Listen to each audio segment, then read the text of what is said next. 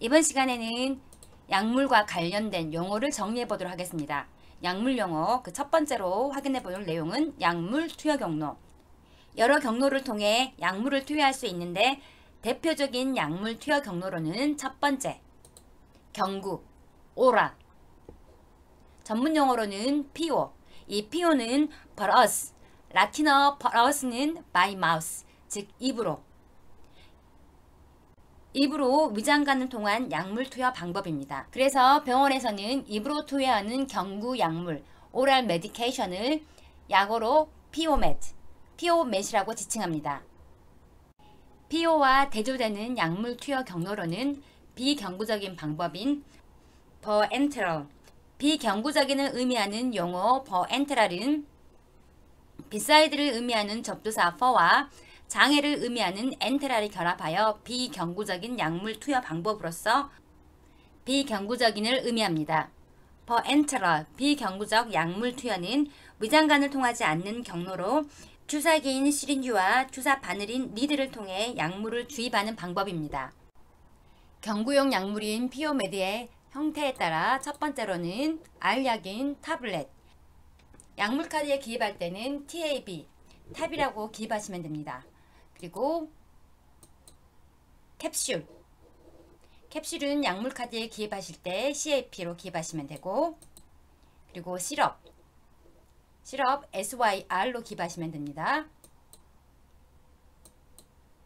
그리고 가루약, 파우더, 병원에서는 파우더를 폴보라고 지칭합니다. 이 폴보는 라틴어로 먼지, 가루를 의미합니다. 경구적인 약물 투여, 인젝션은 약물 주입 경로에 따라 구분될 수 있는데 대표적인 인젝션 방법으로는 우리가 흔히 말하는 정맥 주사라고 하는 정맥 내 주사, intravenous. 접두사 intra는 뭐뭐 안에, 그리고 venus는 정맥에, 그래서 intravenous는 정맥 내를 의미합니다. 그래서 intravenous, 약어로 IV, 우리가 IV 인젝션이라고 하면 정맥 주사를 의미하죠. 정맥 내에 약물을 주입하는 주사 방법이고, 그리고 IV와 더불어서 대표적인 주사 방법에는 우리가 흔히 말하는 엉덩이 주사라고 하는 근육 주사, intramuscular 인젝션이 있습니다. 약어로 IM. 근육 주사, IM 인젝션을 엉덩이 주사라고 부르는 이유는 다른 신체 부위보다 엉덩이 쪽이 근육이 많아 약물을 빨리 흡수할 수 있기 때문에 IMV로 1차적으로 엉덩이 근육을 선택하기 때문입니다. 인젝션 방법을 좀 더 구체적으로 정리하기 위해서는 피부 구조를 살펴보셔야 합니다. 피부의 가장 바깥쪽은 에피더미스는 표피를 의미합니다. 접두사 에피가 뭐뭐 위에, above를 의미하고 더미스는 피부를 의미하는 용어입니다. 그래서 에피더미스는 표피, 그리고 에피더미스 바로 아래층은 더미스, 진피 아래층은 subcutaneous tissue. 접두사 sub이 뭐뭐 아래에, below를 의미합니다. 에피와 반대되는 뜻이죠. 뭐뭐 아래에. 접두사 sub을 활용한 용어로는 지하철, 서베이가 있죠. 그리고 cutaneous, 이 cutaneous는 라틴어로 피부를 의미합니다. 여기에서 의학용어의 유래에 대해서 한 가지 참조하셔야 될 내용들은 의학용어의 70% 이상이 그리스어와 라틴어에서 유래된 것을 알고 계시죠? 그런데 일부 의학용어에서는 그리스어원과 라틴어어원 두 용어를 모두 사용하는 경우가 있습니다. 피부를 의미하는 의학용어의 어근은 더마, 그리스 어근, 그리고 규테인, 라틴어 어근, 그리고 더미스, 규테니우스는 더마와 규테인의 형용사적 용법입니다. 여기서 여러분들이 한 가지 꼭 아셔야 될 내용들은 의학용어의 어근에 대해서 한 가지 추가하자면 그리스어어는 일반적으로 질병명을 지칭할 때, 그리고 라틴어어는 해부학적 구조를 설명할 때 사용됩니다. 해부학적 구조를 의미하는 의학용어 및 질병을 의미하는 의학용어는 추후 별도로 설명드리겠습니다. 다시 이 피부 구조로 돌아와서 subcutaneous, 피하 조직 아래에 머슬이 있죠. 에피더미스, 표피, 더미스, 진피, subcutaneous, 피하, 그리고 muscle, 근육.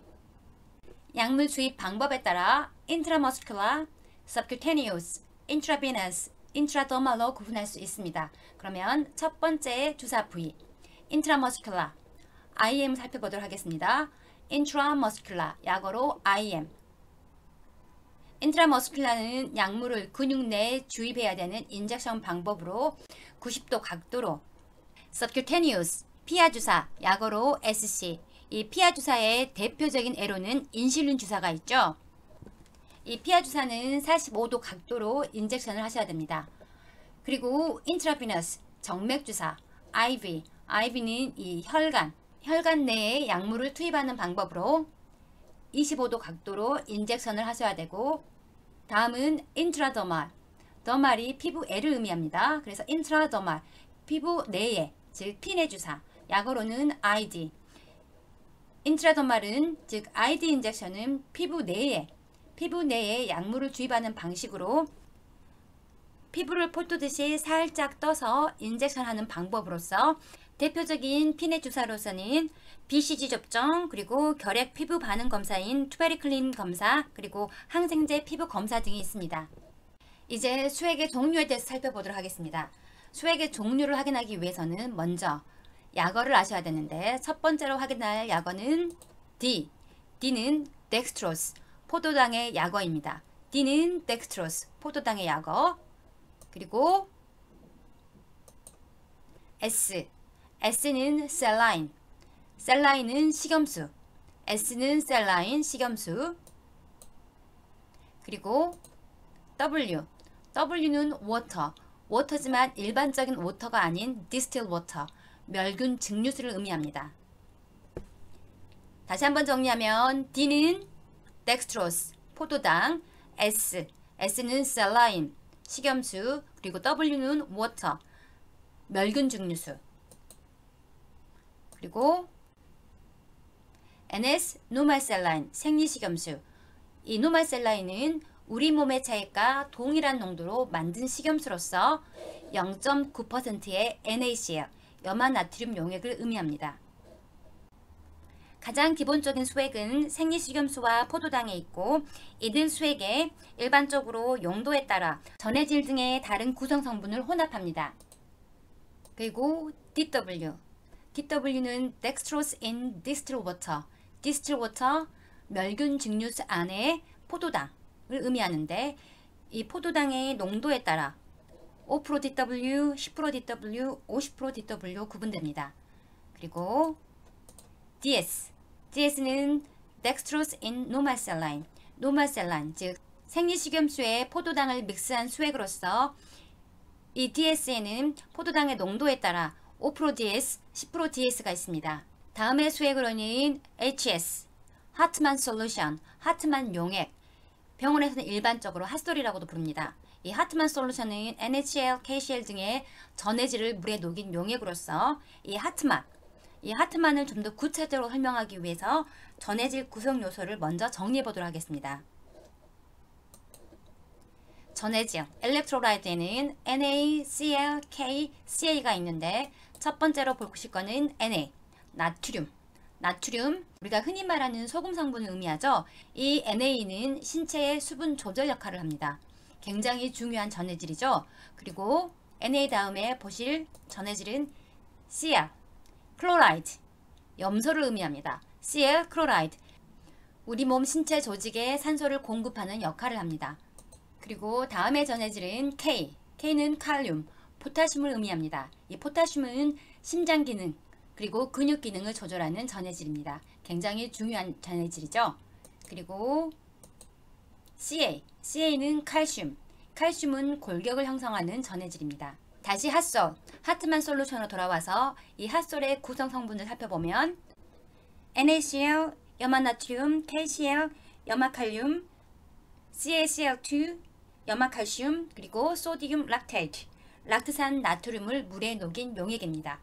이 핫솔의 적응증을 살펴보면 순환 혈액량이 감소 시 세포 외액, ECF, 엑스트라셀룰라 플루이드를 보정하기에 사용됩니다. 그래서 외상 환자, 화상 환자, 수술 시에 수분 및 전해질을 보충하기에 핫솔이 사용되고, 또한 대사성 산증을 교정하기 위해서도 핫솔이 사용됩니다.